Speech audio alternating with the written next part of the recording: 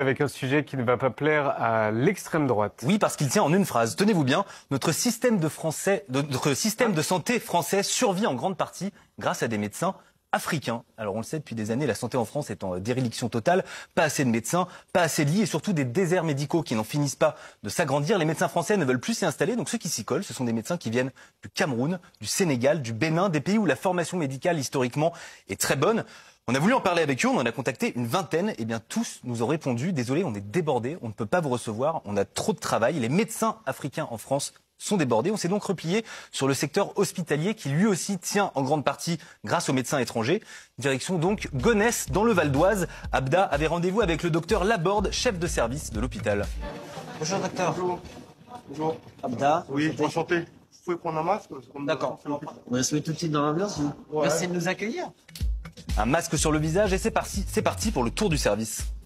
On est arrivé. Dans cet hôpital, on manque de bras, les diplômés français ne se bousculent pas. Les conditions salariales ne sont pas suffisamment intéressantes pour venir travailler à l'hôpital. Ils préfèrent travailler dans des cliniques privées ou s'installer parfois en libéral.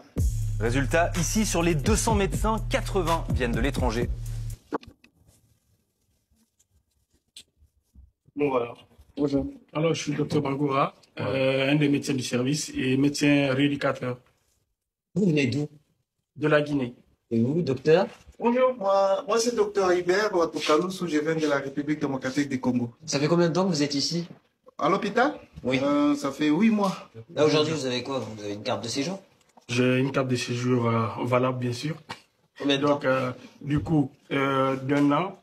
Une carte de séjour qu'il faut renouveler chaque année, des procédures complexes et stressantes que le gouvernement compte simplifier face à un constat évident, sans les médecins étrangers, l'hôpital ne tiendrait pas. Vous venez d'où? Du Bénin. Vous venez d'où? Bénin, béninois. Je suis originaire de la Tunisie. Je viens du Togo.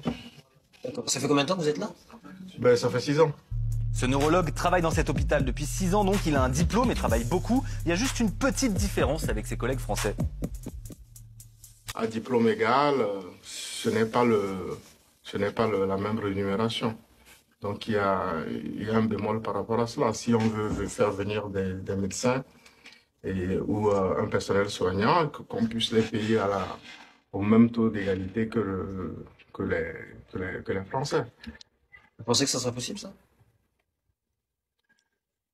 Je le souhaite. Natacha Polony. Non, mais c'est